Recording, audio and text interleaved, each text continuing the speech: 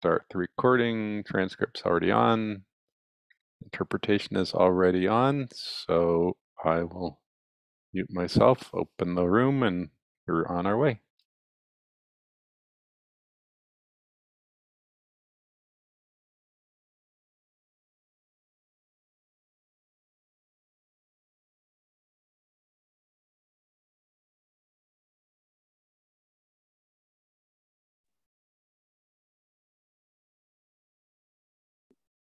Welcome everyone to our PLT live session. Really excited to see you here today. We have a very exciting presentation today, the power of intuition. So we have a special guest and we have a special interview that we have recorded with her, and then we'll have her for live Q&A. So I'm going to share my screen, and before we get started, if anybody does need translation, we do have Devesh here in Spanish, and we have Lolita here for Vietnamese. So please, if you need translation, connect with them. And if you have any difficulties with that, you can connect with one of us and we will help you with that. So I'm going to share screen really quickly. Okay, so today is our live session, The Power of Intuition, and we'll just do a quick welcome, followed by, we will have live collective meditations. We'll have live kirtan here today with Dada, and we'll spend about 10 minutes. We're going to use Bhavanam Kevalam, and then we'll have 5 minutes of silent meditation. Then we have the interview with Asta Raami, The Power of Intuition, and I'll let Dada introduce her, followed by a live Q&A. And then we have a special treat of another live song with Dada, The Secret Music of Stars. And we'll have our infamous closing waterfall, followed by our announcements. So again, we're really excited to have you here today. And we will start with the meditation. So we will have 5 minutes of kirtan, and then followed by 5 minutes of silent meditation. So thank you again and enjoy.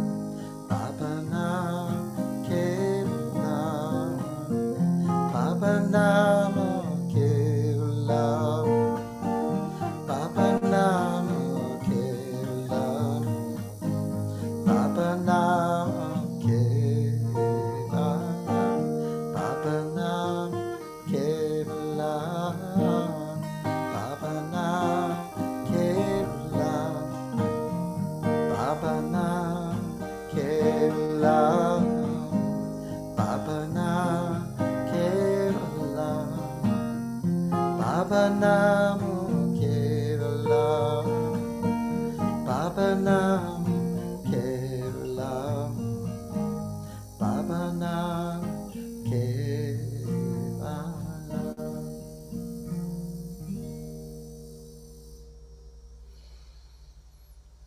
Just sit straight with your eyes closed, breathing through your nose. Let the mantra Bhavanam Kevalam continue in your mind, and let the mantra connect you to this feeling of limitless love within you and without you.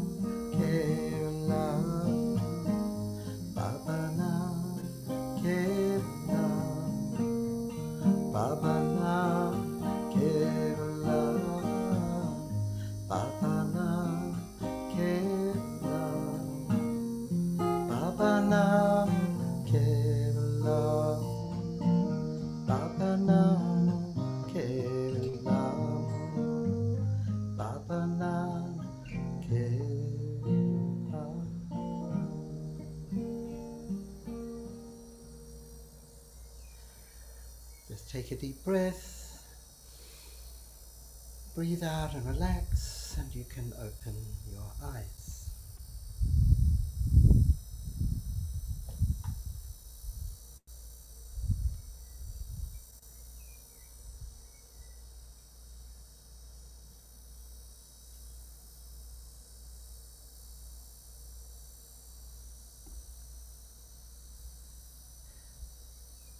So I think you're going to share the interview with us now, Karun, is that right? Yes, I'm ready to do that. Great. Just a reminder that translation is available in case you're not using it yet, which of course would make it hard to hear me or understand me. But look for the little icon. I will actually, whoops, where's my notes?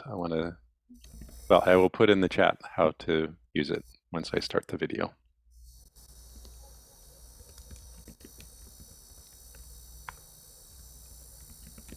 Lovely to see you again, Asta, Raami, and welcome to this conversation.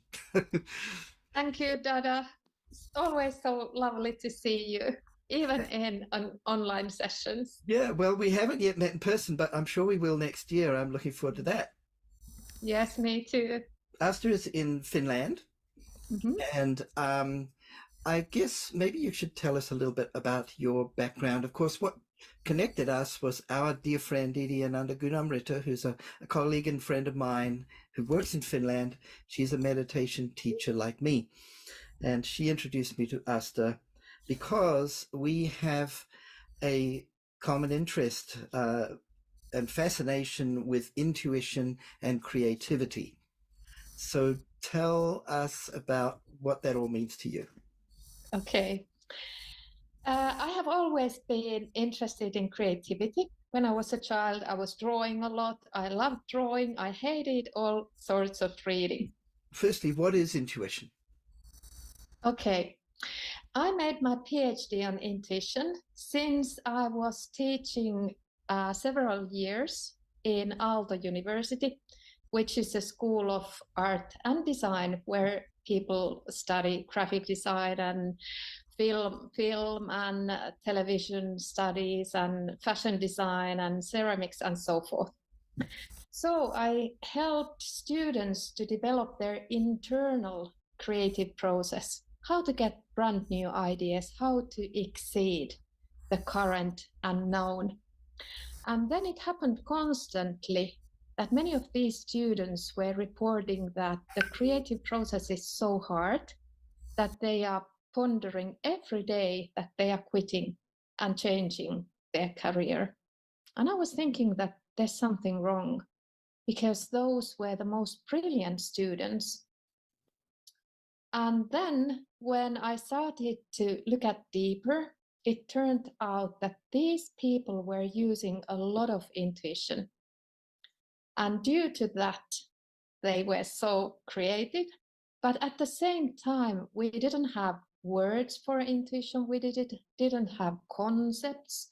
They didn't know how to verbalize it.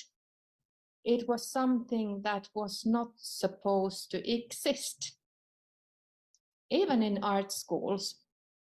And then I started to make my PhD on intuition. But in order to do that, I needed to have my multidisciplinary background. I have my first degree in educational science. Then I went to study graphic design, where I wanted to know that how do I study the methodology of design? How do I get myself going? But there wasn't any answers at that time.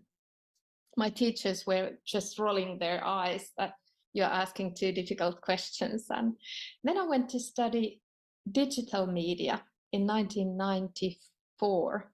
And then it was called new media at that time. But instead of becoming more interested in digital media or artificial intelligence, I became interested in human mind because that's really the biggest potential. So in my PhD, I combined all these backgrounds I have in order to go deeper into the area of intuition. And actually, it's so wonderful because that I have been referring to your book in my PhD. And I didn't even know that. yeah, what a coincidence. And when you contacted me, I was looking at your name and then I was thinking, wow, is this the same person? And then I was thinking that what are the chances, that there are two books that come from yoga literature or yoga background, yours, and then the other one, which is something like, well, I don't remember the name of it. It doesn't matter. My book's more important. Yeah, it is. I just want to echo something you said about how your experience in design school, and even prior to that, was that when you tried to talk about creativity and intuition, people basically didn't know how to talk about it, and there wasn't any process taught, even in art school, of how to tap into creativity, which is kind of shocking to me.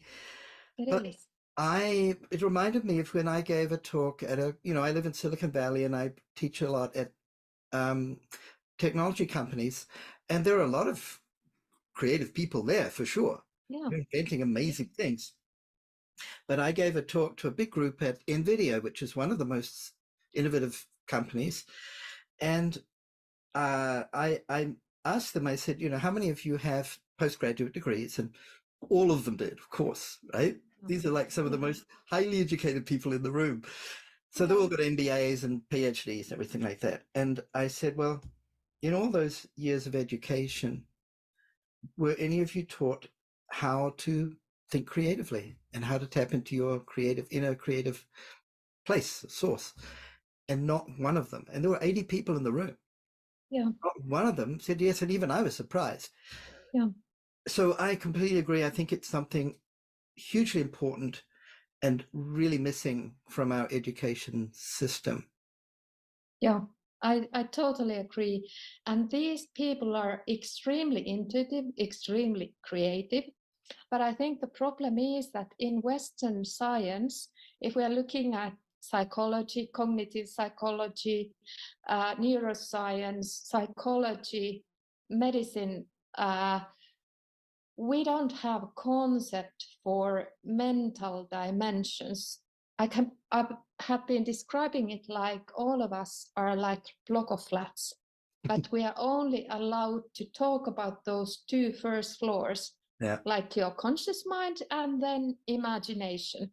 And then everything else is excluded, and we don't even have words for those. And that was the reason I needed to refer to your book, because then I can show that, okay, in yoga science or in Eastern traditions, they are having this kind of concepts, how they come closer to these human dimensions. And I have been calling it like a crime against humanity. Well, yeah, I think what it is, because it doesn't just, exclude some parts of you, or you can't benefit some parts of yourself. It's cutting your wings. It's preventing you to fulfill your life task. It creates unhappiness. It's really a vast issue to be cut off. And then when the students were given concepts or safe space to open their mind, to look inside or to experience intuition, then they started to describe, for example, that, Asta, I have been going in therapy for years, but only now I will understand what it's all about. Oh. So cutting these other aspects of your human mind, it creates such a suffering. And that's why the students were reporting that, this is so hard. But, I would like to explain a little bit what is intuition, because intuition is really a bad word. It doesn't describe properly what it's all about. Intuition is used, at least in Finland, describing various knowledge bases. So intuition can be some sort of subconscious knowledge that the doctor has been reading a lot, and then when he meets a patient, just the answers are popping up into his or her mind, and it's based on expertise. But then we have, for example, instinct-based intuition, which is based on biology. And then we may have superconscious intuition. That is something we shouldn't know, but we still know it somehow. Then intuition is meaning various type of processes too. So it can be embodied information. It can even be non-bodily sensations, like somebody staring at your back. Then it can be some sort of pattern matching processes or heuristics. And then intuition is used also to describe various outcomes, like I got this idea or this vision or this revelation or whatever. So intuition is a label for too many things. Yeah. And that's why it makes it complex, because when I'm talking about intuition, I may refer to different intuition than you. So therefore, we need to have better words. We need to have discernment skill so that we can discern what's the knowledge basis of this, because the knowledge basis may affect that it's even more reliable or less reliable. Sometimes then intuition is confused with emotions. All the time. You may have, subconscious wishes or fears or desires, and then you think this is the best idea in the world, and then it's just crap. Or sometimes it can be confused with imagination. And of course, if you are doing creative work, go for it. You may benefit intuition and imagination, but if you are using intuition as an information acquiring, then it's really essential that you can discern intuition out of imagination, because otherwise you get unreliable information. I sometimes think of that as the difference between, I don't know, Picasso coming up with a unique idea to paint a picture of a lady with both eyes on the same side of her head, which is brilliant imagination and original and unique. And I think of it as creative intuition. That's the term I might use. But that's very different from, Einstein getting some insight, which he himself described as an intuitive process, into the workings of physical reality. I mean, that's a different level. And it's more to do with actually, insight and understanding of what is real. Yeah. So how do you tell the difference? Do you have a method for that? Yes, actually, imagination is flexible. You can manipulate it. And do you want that we make a short exercise on that, because it's quite easy to discern. I would love to do that. Okay, so please close your eyes. Okay. And imagine in the front of your eyes a wooden chair. You can decide how many legs it has, what's the shape of it, and what's the color of it. And now make it as a armchair. And you can decide if there's some texture on it, or these parts where you can hold your hands. And you can see the color of it, if there are some decorations or details. And now make it a soft armchair, like a sofa type, comfortable chair. And you can decide the color, the texture, maybe some patterns, maybe some pillows there. You can maybe even touch the chair or try to sit in that. Or maybe you can rotate the chair in your mind.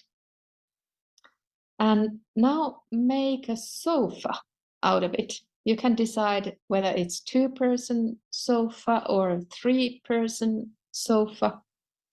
Are there any pillows or decorations or details? Okay, and now you can open your eyes. Were you able to see something? Sure. Okay, did it change? Yeah. And it obeyed your commands? Yeah. Okay, that's imagination. It's moldable. It's you can form it. You can manipulate it.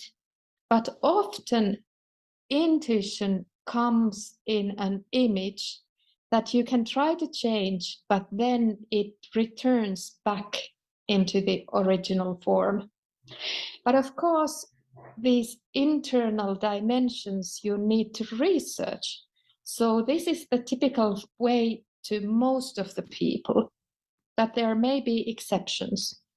So some people don't see anything. It doesn't matter. They may smell, they may sense, they may feel it in other ways. So it doesn't matter even if you don't see. But the point is that intuition is said to be more fixed and imagination is manipulative.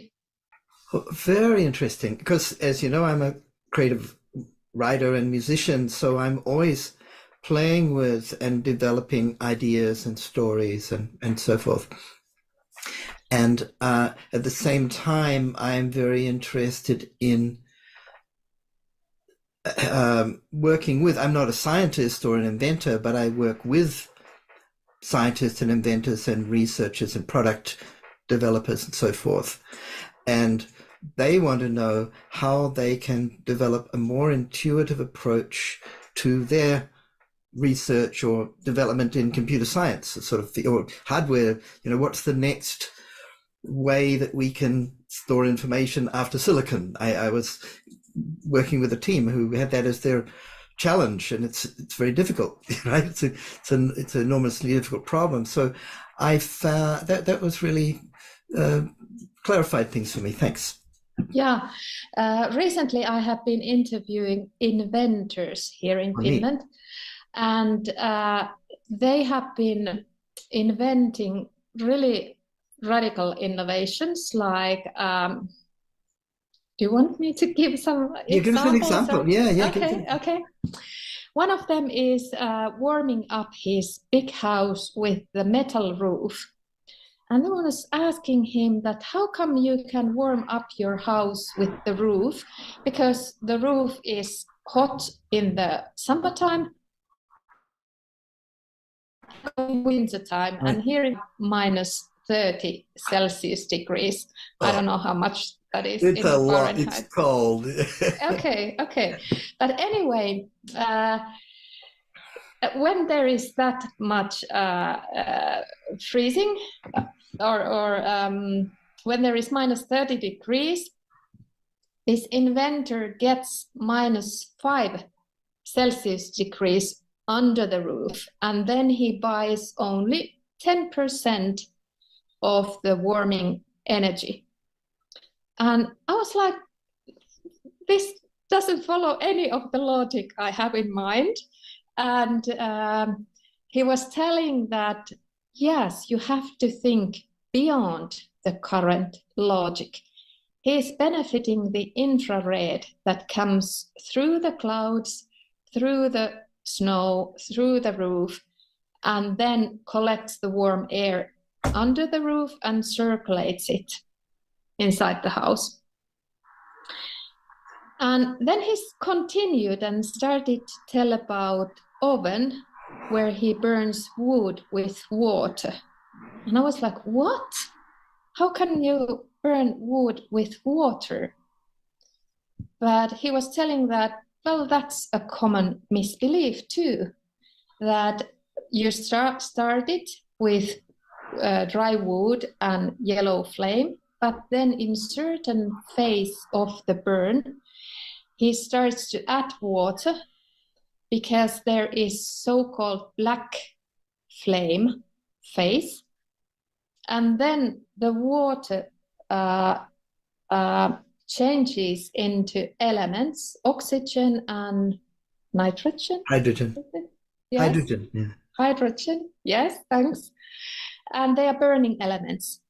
So I called to a lady who is having that kind of oven in her sauna, and it's 80 square meters, so it's a huge sauna. And she uses 7 pieces of wood and at the same time 35 liters of water. And then I was asking the inventor that how come this oven is not everywhere? And he was telling that, you know, I presented this oven, and he has also patented it, but it was 20 years ago. And he was presenting it to 5 professors of thermodynamics. And all these professors were telling that that's not possible. So they are describing that I don't believe in this, even if it was true. And then I started to think that what's happening in our human mind, because these ideas are so radical. And then I started to ask the inventor that how do you get these ideas?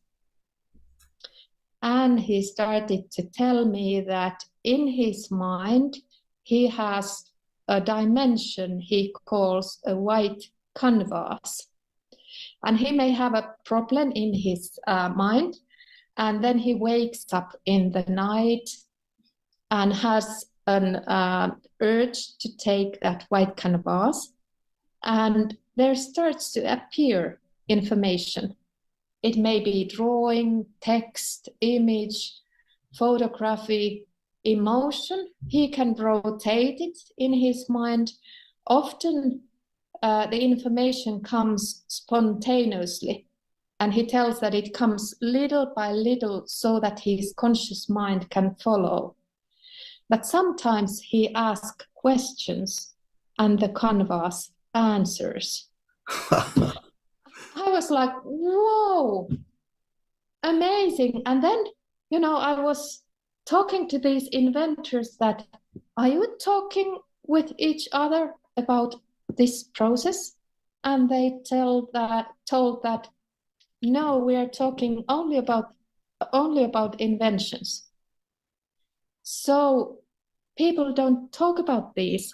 And then this inventor, he says that actually everything is there. You just have to pick them. Everything is there. All the answers, all the informations, all the solutions to the problems we have. But you just have to learn how to use your internal system.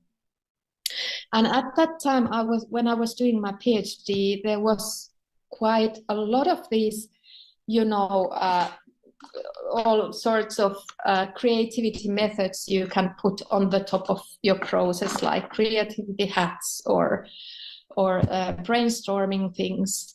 Huh. But all of them are something that you should include into your own process. And there was none of these that where you look inside of your own system and learn how it works and how to get connected into the source of creativity. Yeah. And so I want to ask you, how do you think meditation, because I know you meditate as well, you learned from my friend. How do you think meditation's related to intuition? It calms your mind so that you can discern better. In our mind, we have several dimensions. Can it be called dimensions? I don't know. What do you think? Well, that's just words, but the term we usually use in yoga philosophy is kind of layers, like layers of mind. Right. And it's like you're building, multi-storied building. That's analogous to that. Yeah. And these inventors, they are describing that they have this office of the mind, and then they have upstairs office. Yeah. And in upstairs office, nothing is impossible. Mm-hmm.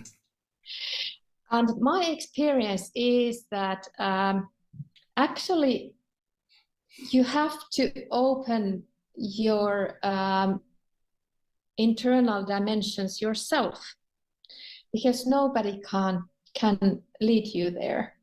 But what a teacher can do, they can open a safe space so that the growth happens. But since there are actually many of you maybe know this book, okay, and if still referring to intuition as a concept, maybe this is the best one in Western science we currently have. So this has been from concept from 1970s, that we have system 1, which is intuition, and system 2, which is conscious reasoning. And what is not conscious reasoning is intuition. So it means that intuition is like an umbrella containing these various processes and knowledge bases and outcomes. So it's a messy. So what meditation then makes is that you can have more space in between thoughts or sensations or perceptions. So you can better look inside your own mind or calm it. Or I think also what is important is that it calms down your nervous system. So then the body creates a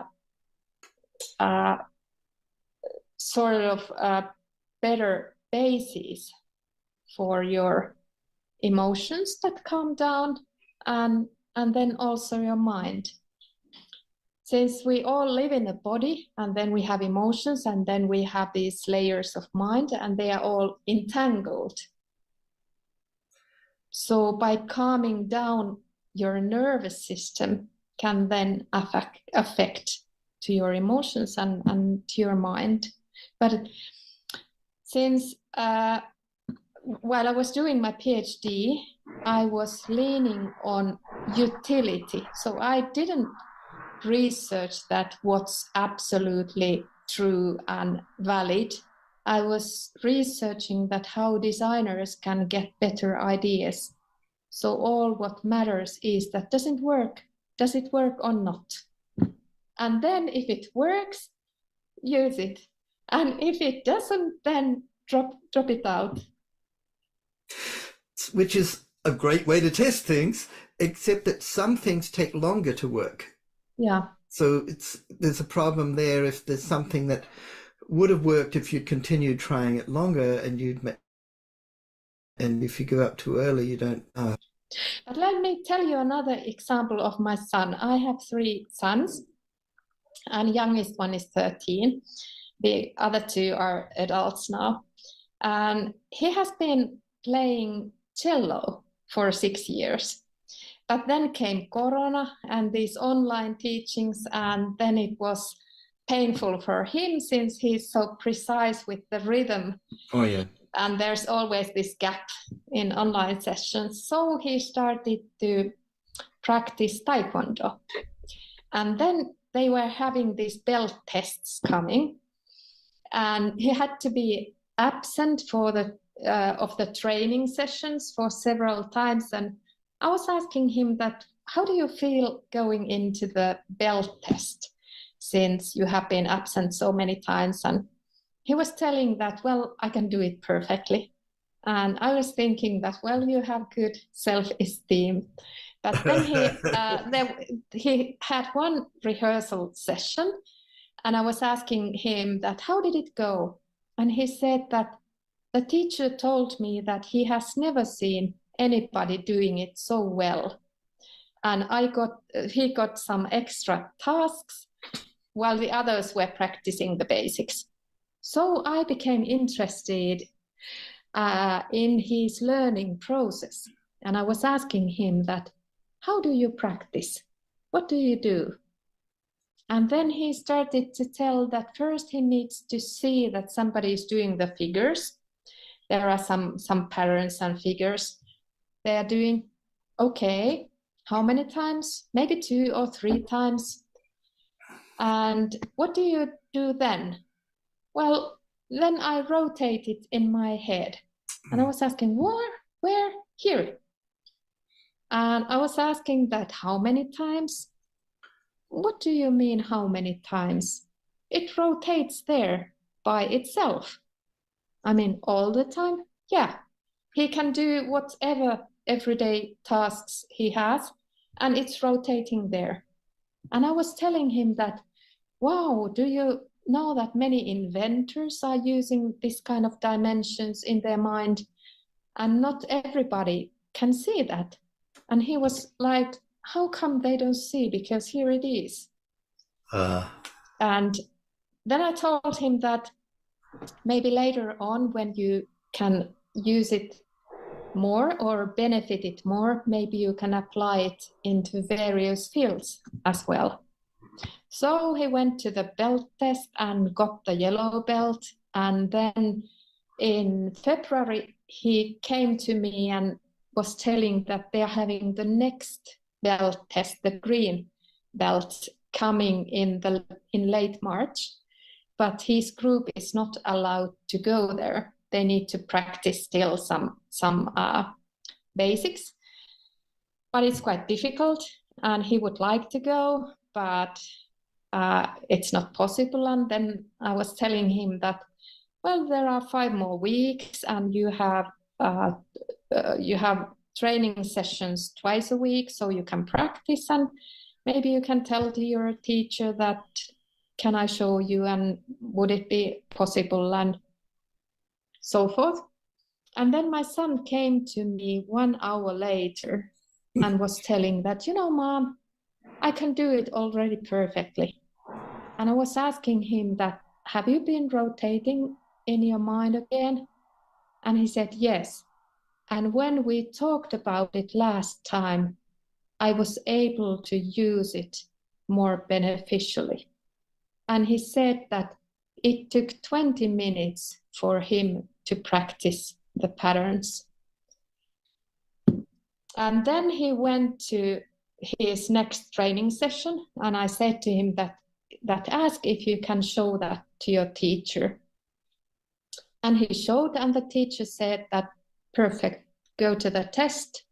And all the other group remained in the yellow belt group and were learning the basics. And my son is just ordinary son, but he was able to somehow break into his own system and to learn to use it in a beneficial way. And I think that that's something that every one of us can do. I wasn't able to teach him that, but this example shows that when you're able to enter your own system, you can find so-called superhighways of creating and learning and solving problems. And this was something that, for example, Nikola Tesla was using. In his autobiography, he describes that on the top of this physical reality, he sees another layer where he gets those ideas. And actually, he was inventing all the machines that were under his name in less than 2 months' time. And it's mind-blowing. And he describes that his only difficulty was hold on to those ideas that were floating in his mind. And then he was building the machines in his mind. He was using them for weeks, making some corrections.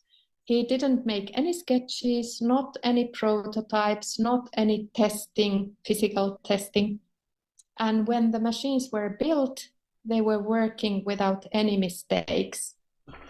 And he tells that this is the superior way of designing when comparing to this traditional ones that are called iterative systems, like, you know, sketches and designs and prototypes and so forth.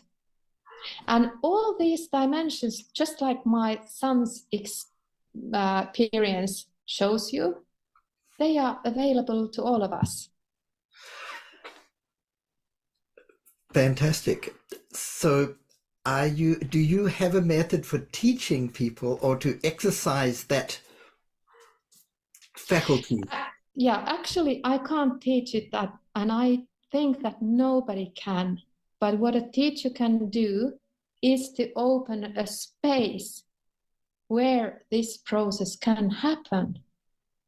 So it's like a plant. You have to give a fertile ground, you warm, sun, minerals, water, and then the growth happens. You can't grow plants and you can't grow fruits. They are growing by themselves. Exactly, yeah. But you're just the gardener. Yeah. So we need to learn how to fertilize the mind and give it the right food so that it can grow naturally. We can develop those abilities naturally. And I think in a way, a lot of the techniques in meditation yoga are actually doing just that. Yeah, I agree. Because when, as we were talking about this system 1 as a large concept of intuition, and I mentioned that there are a lot of instinct-based intuition, and we can't take them off. They are internal part of our system. So when we come together, even if the place is really safe, these automatic, primitive, instinctive, and intuitive sides of us are always activated, even if we don't recognize them. We are thinking that, am I laughed at? How do I look like? Is my hair well? Do I have power? Do they listen to me? All sorts of these things. And I think that what meditation can do is to calm down this noise and also calm down the fear machinery, which is occupying our cognition. And when it calms down, our cognition automatically comes wider.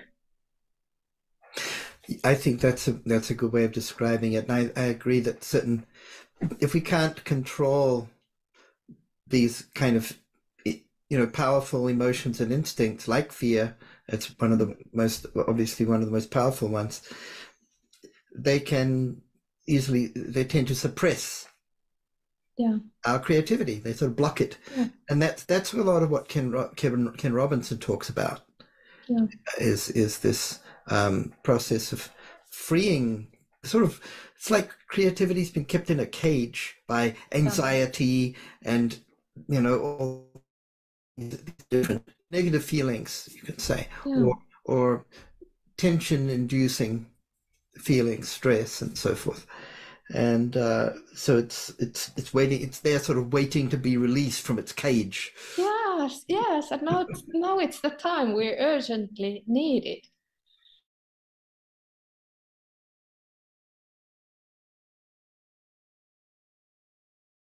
Thank you, Dada. What a powerful interview.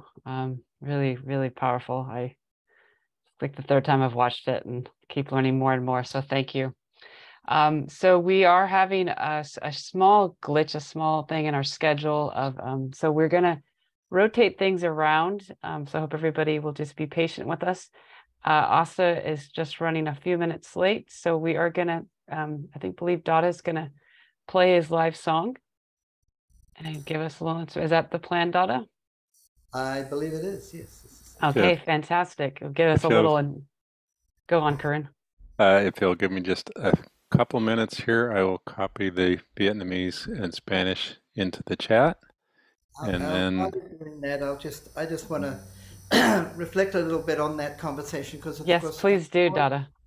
I recorded that with Asta about 2 weeks ago, and we've actually been talking every week or two for the last couple of months.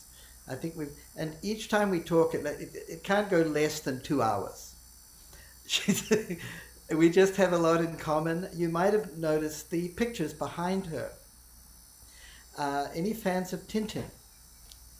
The Adventures of Tintin. It's actually, everyone in the world knows Tintin except the people in the USA for some reason.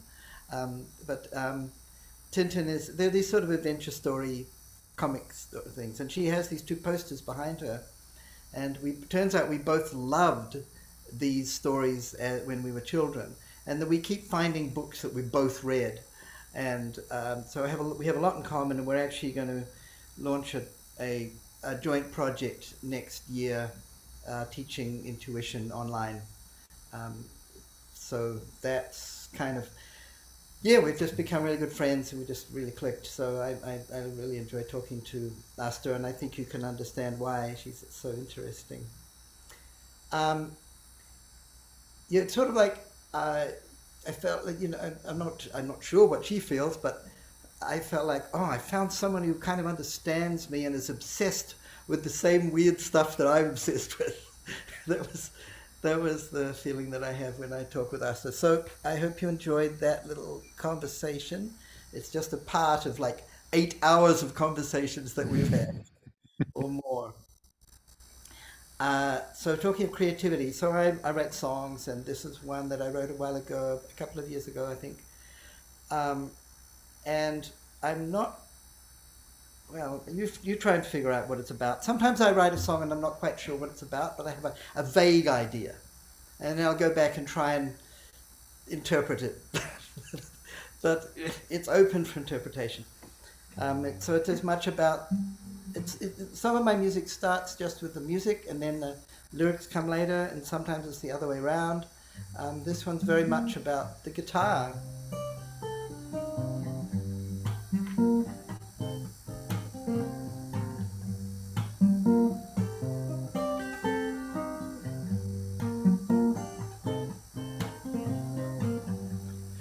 I heard a song when I was young, telling me I'm made of dust from the sun. Now I know that this is true.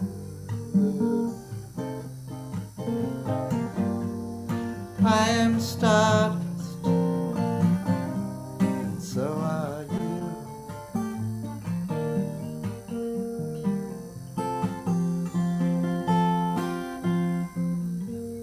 There is the eagle,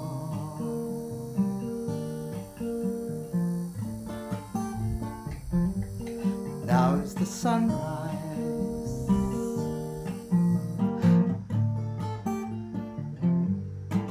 Can you hear it? The secret music of the stars. Can you hear it? Can you hear it? Can you hear it? Can you hear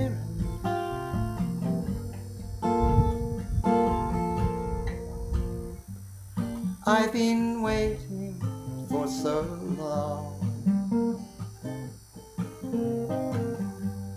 Like a seed that's lying just beneath the earth, waiting for the warmth of spring, for that love song you always sing.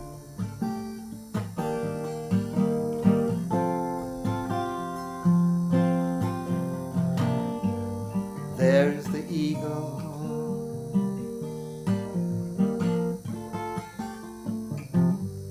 now it's the sunrise,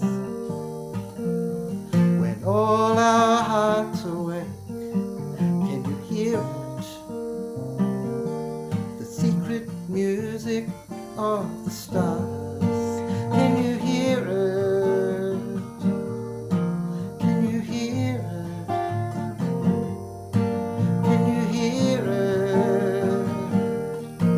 Can you hear it?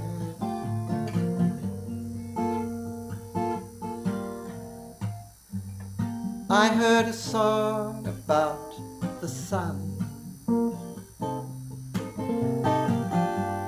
how it shines its light on everyone,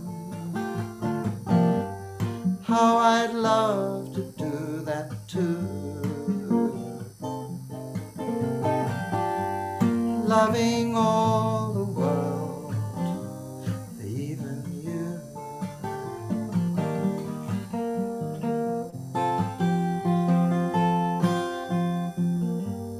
There is the eagle, floating high above the dawn. Now it's the sunrise, when all our hearts awake. Can you hear it? The secret music of the stars.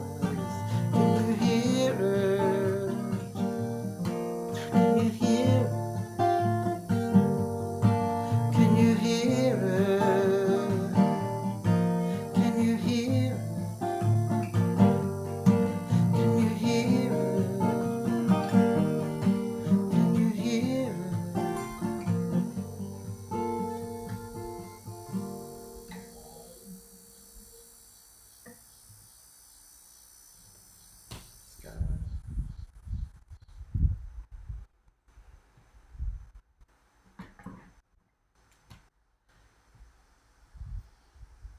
Thank you, Dada. That was beautiful. Oh, and I can see it all these languages now. That's interesting. So are we still, I think we're still waiting on Asta. We're waiting on Asta, but I can take some questions and answers. Yes, please. That would be I can pretend to fantastic. be Asta. I can pretend to be Asta from the little bit of I've understood of all her years of work, and from my perspective at least. So yeah, and if you don't have any questions, I might have a couple for you. But mine are very difficult and horrible questions, so I suggest you think of some. If you have a question, you can raise your hand. You can use the chat. Please feel free to. Lolita said that it's so lovely to hear your voice again. She said, thank you. Oh, thanks, Lolita. Oh, yeah. Well, I need to talk to you afterwards, Lolita, about Vietnam. All right, Dada. Let's see. Okay. Oh, Bhavana said we'd love to hear your questions. Yeah. Oh, well, I just had one as, does anybody else spin things in their head? I thought that was an interesting way to, to see things from a different perspective, literally. And I'd never thought of that one. Yeah, I mean, it's interesting. I mean, her whole approach is quite different from the way I approach this subject, but we have many similar conclusions. But she's a scientist essentially, Right. and a researcher. So it's a very different kind of mindset, and so she's very sort of open to unexpected things. And she comes up with these really original ways of talking about things. I liked her thing. What was it? The thing about the fear machine. That was the one we picked up on. That reminded me of the brain. So I'm going to ask you a question while you're, maybe something will come to you in the meantime, any of you. She was talking about how when we're trying to come up with an idea, how certain emotions and fears suppress that or block it, right? And there's a very common technique that is used in, so like what she talked about as external techniques. So brainstorming, you've probably all experimented with that. The idea is to get people to come up with ideas in a group. And this can help, the brainstorming process can help, but if it's done wrong, it actually makes the situation worse. And according to the research by IDEO, which is a very interesting company in San Francisco, they kind of teach organizations how to work together in more creative ways, or to work more effectively in a group in creative thinking. What they explain is that the thing that's blocking people expressing ideas or making suggestions is primarily fear. And fear of, exactly as Asta said, fear of what other people think of you. If I say this thing, they going to think I'm an idiot? Or they're going to think I'm crazy? Or is it going to be wrong? Or, so there's all this basically fear of other people's opinion. And that's the big inhibitor in a group. So the long-term solution is to build trust within a group so that you can be vulnerable. But that takes time. Brainstorming is usually a fairly, one process. You may not know all the people. And if it's done right, you can use, if you use the right method, you actually reduce the risk of people feeling embarrassed. And that enables people to express themselves more freely, and you get a flow of ideas. And so they encourage people, okay, no criticizing, that's the first rule. No, we want you to think of the most outlandish ideas. There are no rules, apart from not criticizing, but so they're trying to get them to think outside of their normal lane. But it's quite difficult, especially in a group where people don't know each other well, where maybe, or they do know each other, but there's rivalry and distrust, and so all of those things block the creative thinking process. So that's kind of some of the sort of external situations that they sort of, there are techniques that people use. She talked about wearing creativity hats. I've never done that, but I can imagine.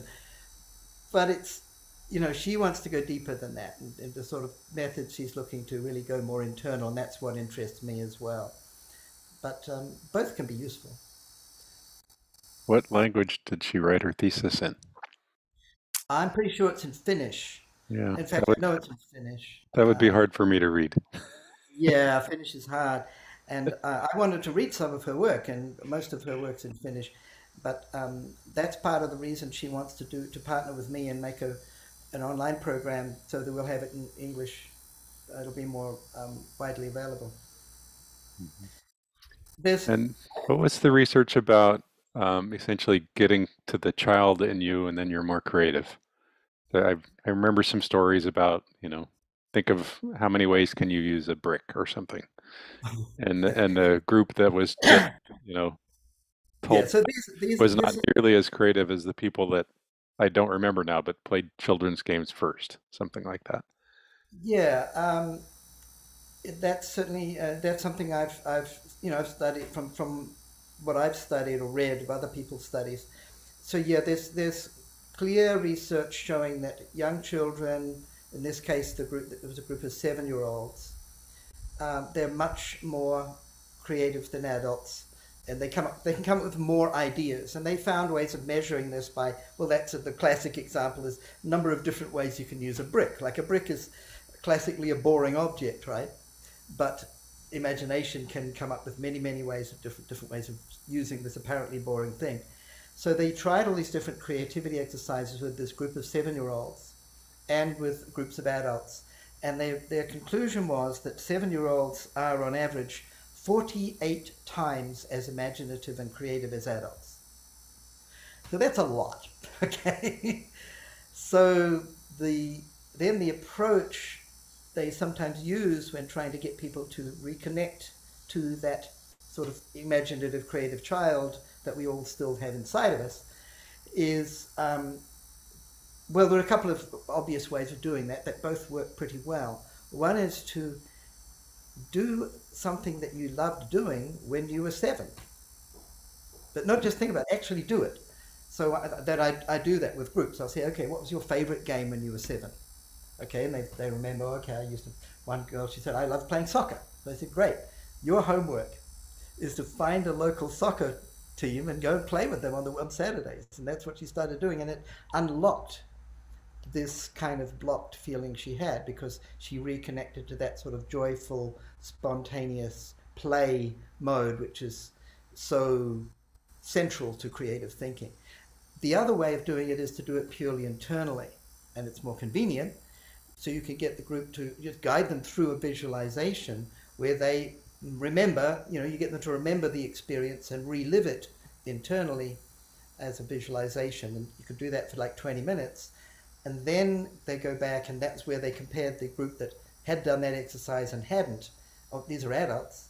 And yeah, the group that did the visualization of themselves as children had unlocked to some degree their imagination, and they were able to come up with many more new ideas than the other group. So what were some of those questions you had for us? Oh, we have Bhavana and Ayush have their hand raised also. Sorry for interrupting. I missed that. Sorry. Go ahead, No, Bhavana. yeah. Bhavana. You can just unmute yourself, I think. Let me check security. Oops, nope. There, try it now. Bhavana and Ayush. Yeah, now I'm able to mute myself. Thank you. Yeah, namaskar, Dada. Dada, I want to ask one question. Like, if we try to visualize, say, in future we have some important day, and we try to visualize that, is it manifestation, or is it good for us visualizing that, or it is kind of we are developing an attachment to that event? So I hope I'm able to explain black magic? Like visualizing our performance in the future, how I like if I have I have an exam and I've tried, like I need to do these things and I need to perform like this, and if I visualize that, so is it good, or I'm developing an attachment for that? So that's a kind of tricky question.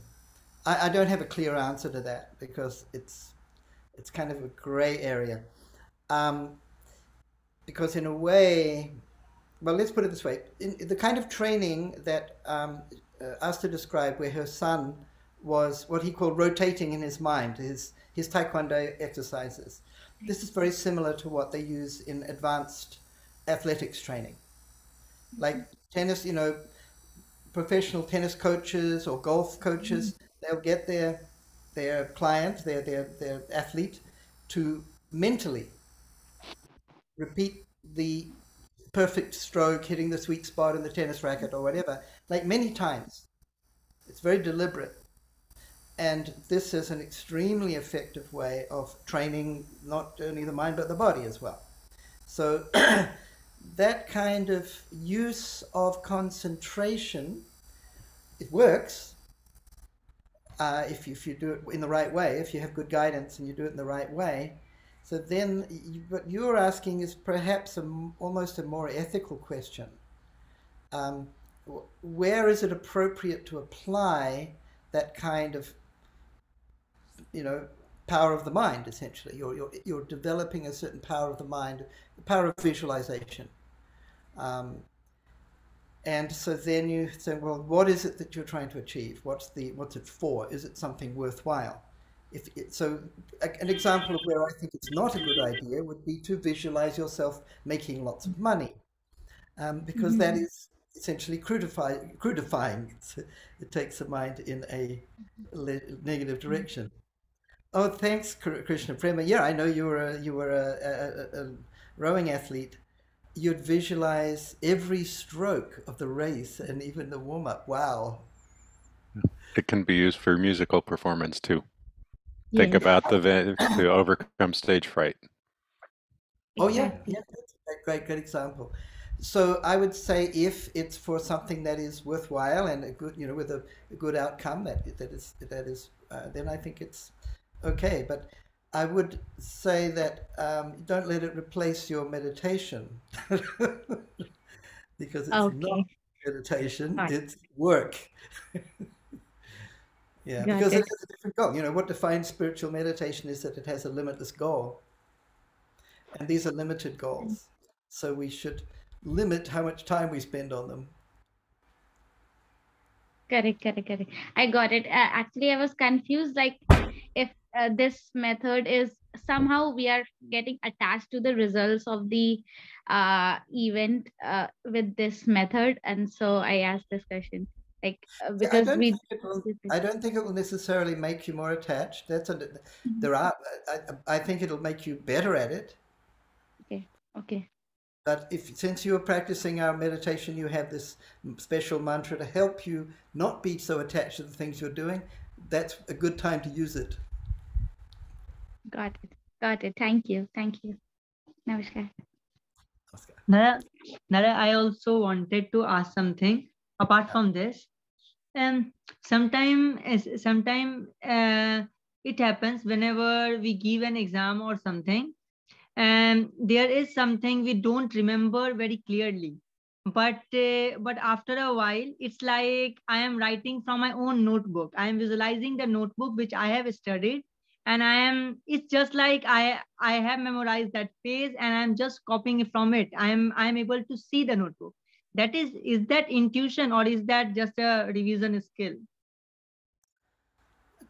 Sounds like a revision skill. I mean, there are lots of outcomes from this type of meditation practice that we're doing. One of them is it can improve memory. Okay. And there are also some other yoga techniques for improving memory in case you're interested, because you're a student and you have to remember a lot of stuff. And some of it's probably boring. So I won't do it now because it's really not related to intuition. But sometime if you want, I'll tell you how I passed my senior acharya exam using yogic techniques for memory improvement. Sure, Dada. Sure, Dada. Namaskar. It wasn't technically cheating. In fact, I think it was just applying what I'd learned from the same Yeah. practice. So intuition. Okay, Aaron or Ananta, what's your question? Yeah, I was really struck by the comment that Asti made about the person who invented the new kind of oven and then would go and show it to these scientists, and their initial reaction is just to say, oh, there's no way that that's possible. I found that really striking. I was curious, and if you have thoughts on, if we develop our capacity for creativity, and we have let's say ideally this world of people coming up with great creative new solutions, is like, how do you, or do you have thoughts on sort of like this sort of like unlearning process that like might need to happen to get people to sort of like open up? Like it seems like there's a process that's required to sort of unlearn, not just sort of learning or being creative. I don't know if you have thoughts on that specific piece of that, because I found that really striking, that the immediate reaction is just to shut this creative new solution down and say there's no way that's possible. Yeah, I also was very struck by that, and it's a neat example of what I call science dogma. So usually dogma is used in the context of religion, but really dogma means a limiting idea, or sort of like putting a wall around your thinking. It's not in this book. If it's in this book, then it's true, and if it's not, then it's not. So of course it limits inquiry. So in my opinion, these scientists that she's talking about who were making this objection were actually violating a fundamental rule of science. which is to be, open to actually, to say, don't let your theory deny reality. Yes, but it is hard to change a paradigm. I put in the Right. chat that I read a book years ago called The Structure of Scientific Revolutions. Oh, okay. And There that you go. There's your it's prescription. very hard to change from Newtonian physics to quantum physics, for example. We still haven't done it. Right. I mean, that's the classic example. There's a lot more. Yeah. Rekha, you had a question.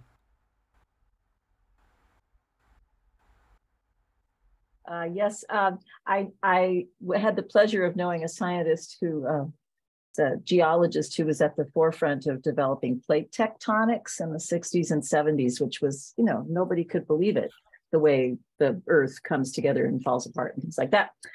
And I got to go on several geology field trips with him, and he would always take us to places, show us his idea of how something was formed, and then say, prove me wrong. Put out a new idea. I want to know.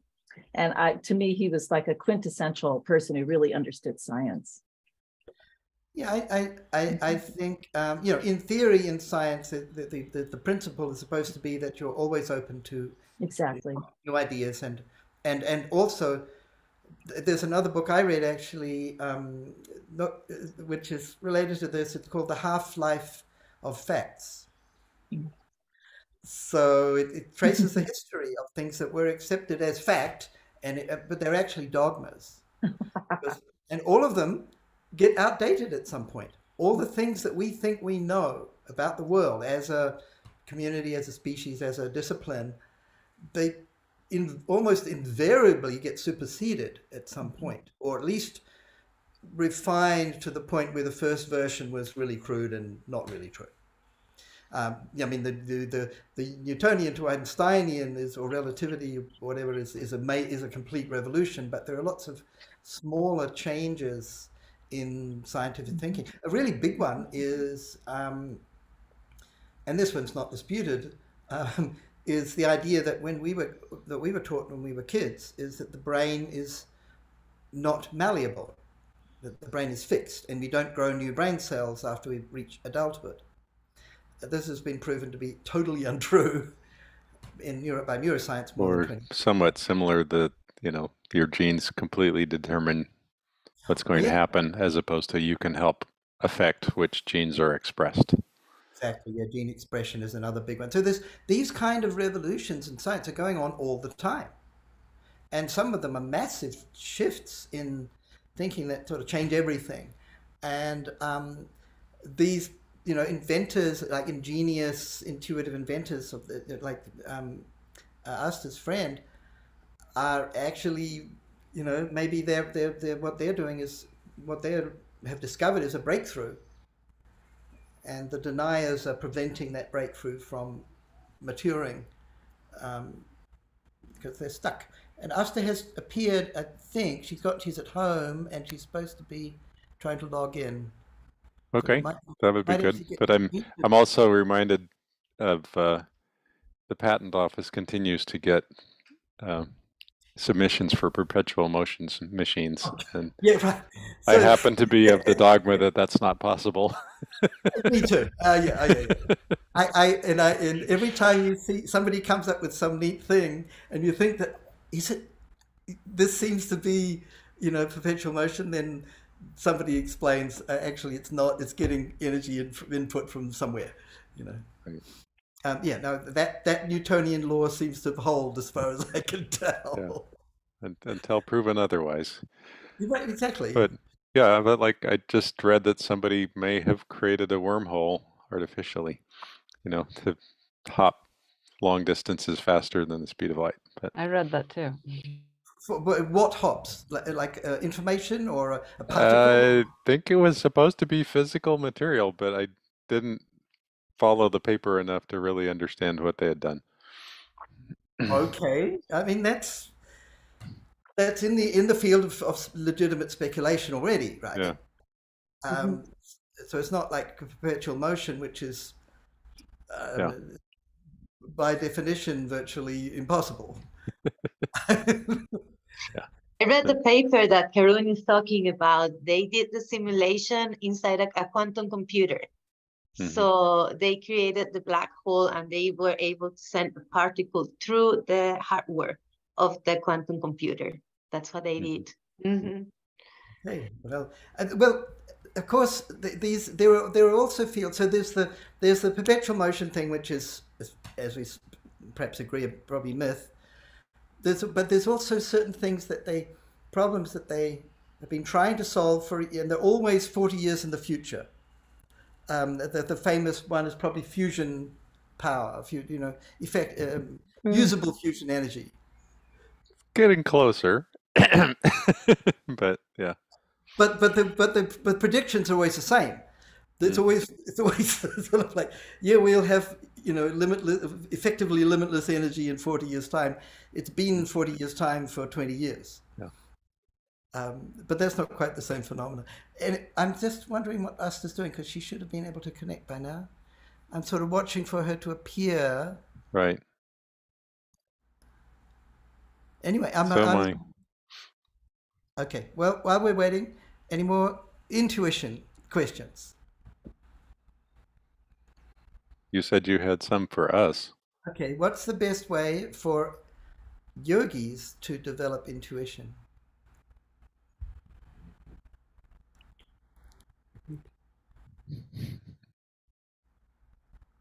Or one way, using our practices, or maybe some other way that is not specifically one of our practices, but based on what you understand of the mind. How might you develop your intuition? You do know that the whole practice that we're doing is called intuitional science. So there's got to be something in there.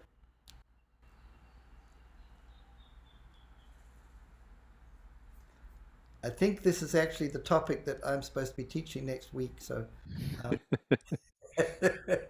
this is the warm-up. Bhavana wrote meditation. Meditation, but can you be more specific?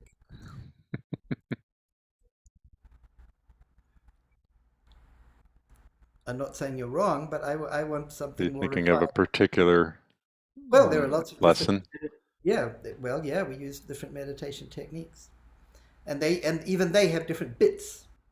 Well, it strikes me, Dada, that when she mentioned earlier about attachment, that's a key thing, that that our yama and niyama ethical system keeps us grounded, so that whatever intuitional things come that might lead to attachments are things we need to be able to tease out, shall we say? Oh, can you check the meeting room, Karun? If she's in the right one, there is no waiting room. Oh. Did she go to the wrong meeting? It looks like it. Can you? I don't have her contact information. I'll give you her email, right? Well, why don't you just give me the link? I've got it somewhere, but it's quicker if you give it to me probably. Hang on, I'm trying to think of the easiest way to do this. Let me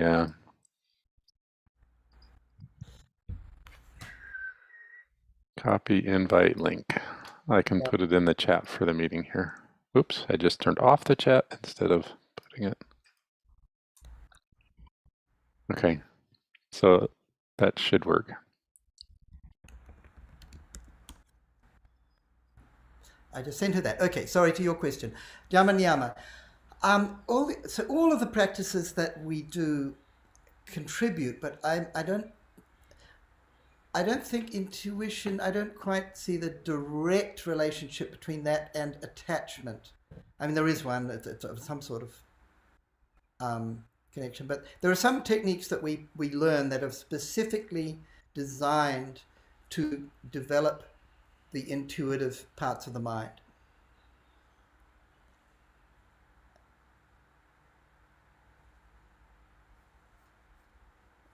Dada Ranjitana is not allowed to answer, obviously.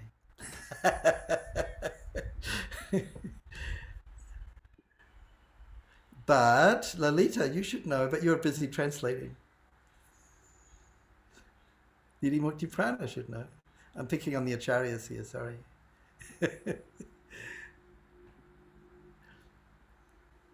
Okay, so I'm going to tell you one.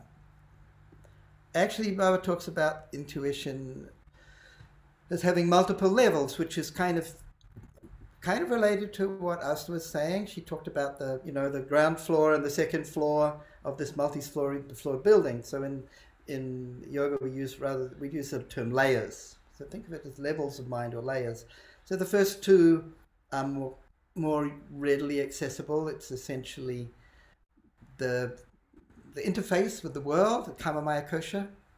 It's the realm of sort of sensing and desiring and acting. So that's the way we interact with the world, that part of the mind. The next level is really the thinking layer, the manamaya kosha. So that's where reasoning and memory and so forth. It's like the computer. But the next, we have three more levels of mind. It's a 5-story building, all right? And there's Asta. Hey, I'm going to tell you about that next week. To be continued. Asta, welcome. Thank you so much. Hey, sorry about the time confusion. Thanks for joining us even though it's rushed. No problem. So we have a few minutes, not very few, we're going a little over time, but can we take a few minutes to get at least a couple of questions, answers from Asta? Who's the boss here? Is that you, Krishna Prema? Yeah, if anybody has any questions to ask Asta, thank you so much for being here, Asta. We really appreciate it. It was a wonderful interview. We very much enjoyed it. Yes, we are at the end of our session today, but if anybody would like to stay and have this opportunity to ask Asta some questions, that would be wonderful. If our translators need to go, I understand. I know for Lolita, it's late in the evening, so please do what you need to. And again, if anybody has any questions for Asta, please just raise your hand or you can open your mic.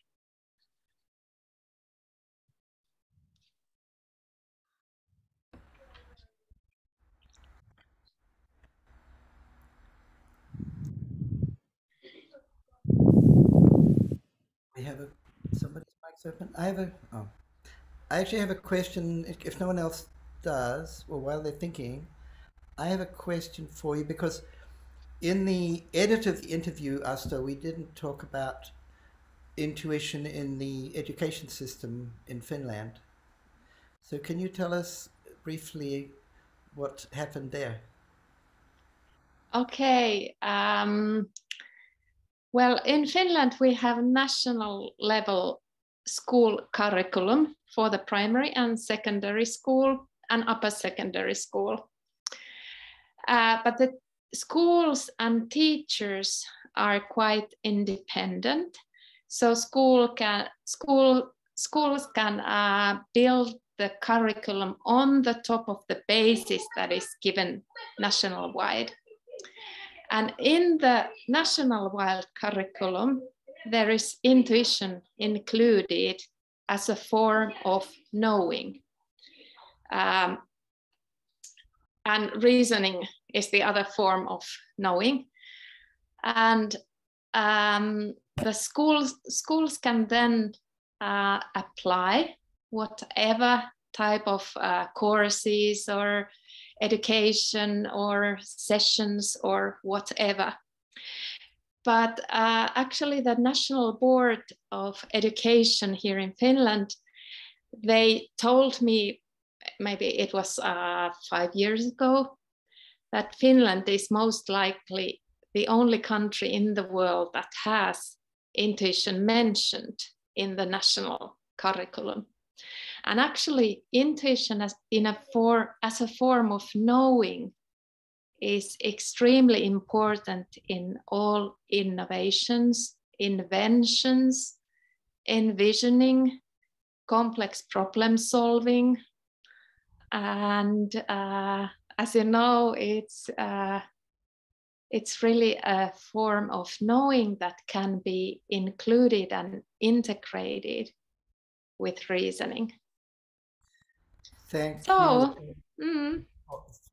Well, Asta's being very modest at this point because if I understand it correctly, your thesis, your PhD thesis, was instrumental in that happening in Finland. Yes, it was. And but I don't consider it as my somehow my benefit or so, because I think it was arranged by the upstairs office or higher intelligence or somehow, because it was just sliding into that curriculum. Yeah, I remember you told me how the way it happened was like, it doesn't normally happen like that at all. It's very difficult normally, and it just went very smoothly and quickly. So that's a wonderful contribution, and it's so interesting that, of course, Finland, as most of you probably know, the education system in Finland is regularly ranked as the best in the world.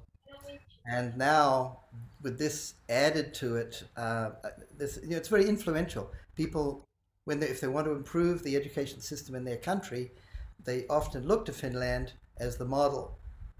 So now this Finland model includes intuitional training, which is, I think, it can have a huge impact. So as an educator, I would love to know how many people, in the education system of Finland have interpreted this and maybe developed curriculum, and, how that's worked since it's passed. Actually, since it's in the basis of national level curriculum, it's included everywhere, but the implementation depends on the school. And currently, I have been training teachers together with Helsinki University, additional training unit. And we have been training something like 300 teachers to implement it in teaching and in education. And in Finland, we have the population of 5 million. So we are a pretty small country. So, considering the relation between teachers and our population, 300 teachers is quite a lot here in Finland. That's fantastic. Thank you. And educational leaders as well. Mm-hmm. So I have a question, Ms. Asta. How would you compare intuition to intelligence? Actually, I consider that intelligence is wider. Intelligence can benefit various types of knowledge, and intuition is one of them. But as I said, that in every invention or complex problem solving, intuition is integral. So the more complex problems we have, or the more we need to solve seemingly impossible or invent something brand new, intuition is essential, because you have to exceed your current intelligence and current knowing. And I think that Dada is the one who knows then these areas, that how to exceed your reasoning or the things you have learned or studied. So would you say that intelligence is above intuition? Is that what you're saying? No, I don't consider them to be above or below, but well, it's also a problem how you verbalize. What do you mean with intelligence, or what do you mean with intuition? There are various types of intuition, and some forms of them are more important in inventing new, or what do you then refer to when you are talking about intelligence? Well, I mean, recently there has been a lot of study and talk about artificial intelligence, and I'm trying to think, like, how do you link between intuition and intelligence then in that aspect? Yes, artificial intelligence is very different from human intelligence. Mm-hmm. Artificial intelligence is merely based on computing and counting. Human intelligence naturally integrates intuition, so we can't take intuitive faculties away, or we can't tear them apart, because they are inbuilt into our system. But then I think that, but please, Dada, correct me if I make mistakes, that in Eastern philosophy, intellect and intuition are considered to be as different layers. But if I'm pondering them from a Western scientific or human scientific point of view, intellect is seen as a form of mental operation, and their intuition is integral, so they work together. So it also depends that from which point of view you are approaching. So how do you use these concepts and words?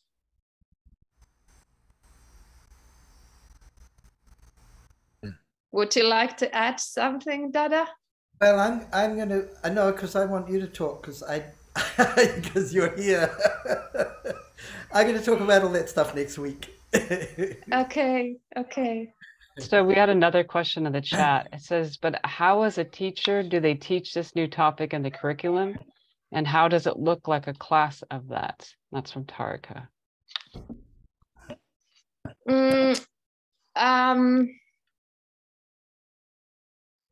Actually, that's a pretty difficult question to ask, because in Finland, all the teachers are quite independent.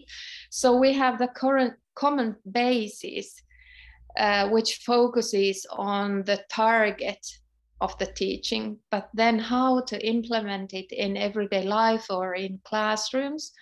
The teachers in Finland are very, very well educated. They have higher university degree.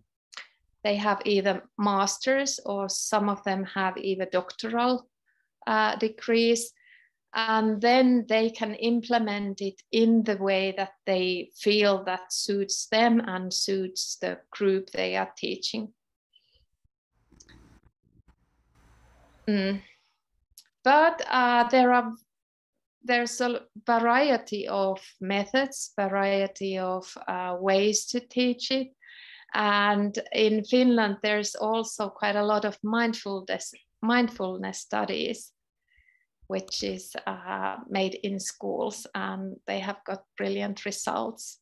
And that can be part of intuition teaching as well.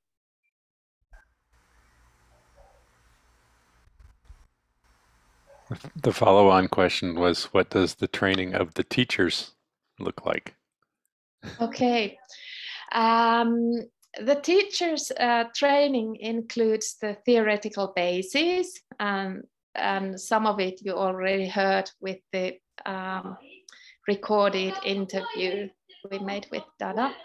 Then we have a lot of practical exercises where teachers can study their own intuition. Because teaching intuition or supporting students to enhance the intuitive faculties is quite difficult if you don't have any contact with yours. And then we use a lot of knowledge building, where teachers and educational leaders work in groups, and they can share good practices and working methods and so forth. But actually next January, we're starting a new education, because we have been training teachers for 4 years now. And now I said that I don't believe in these traditional teaching methods so much anymore. What I believe is that teachers, and as well as students, they can ask questions. And then we can have many experts that are approaching to those questions, and we can build knowledge together. So it's starting next January, and I'm really looking forward at what type of questions they are asking. And it's working online, and you can ask anonymous questions. So when working in the field of education, either as a headmaster or teacher or educational leader, when the questions are related with intuition or internal knowing, or maybe even some extraordinary experiences, it's very difficult to ask those questions that are maybe a little bit peculiar, or maybe you have some weird experience or difficult questions, or maybe the topic is related with your peers or with your students. So these are the cases that then it's really hard to ask questions that are the most difficult ones. But when you can ask them without your name or without showing your face, you have more safe space to ask those stupid questions or difficult questions. So then we're collecting those questions and pondering them with a team of experts. And they are film directors and writers and artificial intelligence researchers and neuroscientists and psychotherapists and dancers and researchers who are researching gentle power or wisdom. And then we are collecting multiple perspectives that how to tackle those questions and support teachers and leaders and students in various learning environments. And that's something I truly believe in, that when you can start with questions, the learning is more efficient and it's also more fun. That's the Socratic method, right? It's not new. Yeah, not new. And you know, our own Finnish Nobel laureate, Bengt Holmström, who got Nobel Prize in economics, he has been telling that we have a lot of people who are eager to give answers, but only few of those who are able to ask proper questions. Oh, wow. So often the asking the questions is maybe more difficult than giving loose answers.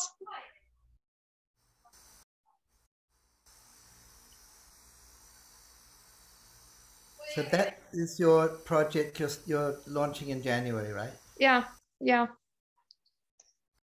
And okay. It's fascinating to work in this multidisciplinary team with artists and researchers and neuroscientists and so forth, because all of us, we are looking from different angles. Oh no. And is that question and answer process you're doing with that team, that's all being recorded, I guess? Yeah. And that'll become a resource for teachers? Yes. Fantastic. Thank you. We've sort of extended our time quite a bit. I think we should probably close now, but I'm so glad you could join us, Asta, and I'm really looking forward to working together. We're plotting something together next year, aren't we? Yes.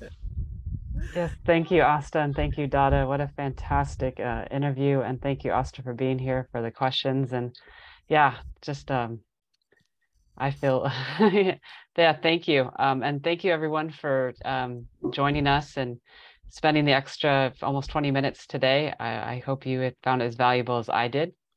And so next week, Dada will be talking about intuition and creativity, which is something that, you know, we love his creativity. So, and I want to thank our 2 translators already left, but it's so great to have them here today. And of course, Karun, we couldn't do it without you. So I wish all of you a wonderful weekend. Please join us in our community. And the community has our online community. So Asta, we have an online community, and it's through a platform called Money Networks. And they've just kind of unveiled a whole new software. And we're really excited about it. So I hope all of you, and if you're not part of our community, please check it out. I think if Karun can put the website in the chat, that would be great. But there's a lot of exciting things that we can do and things that are changing. And I think it's going to be, so take a time to explore it. Anyway, I wish you guys all a wonderful weekend. And we hope to see you in the community and at our next live session on Saturday. And then we'll be taking a break for the holiday season. So again, thank you, Asta, for being here. And thank you, Dada, for a wonderful interview. And namaskar. Namaskar.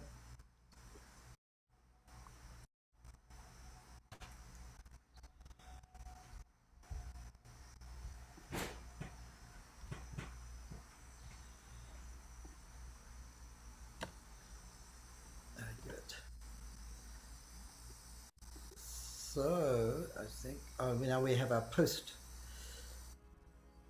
meeting. Here we are.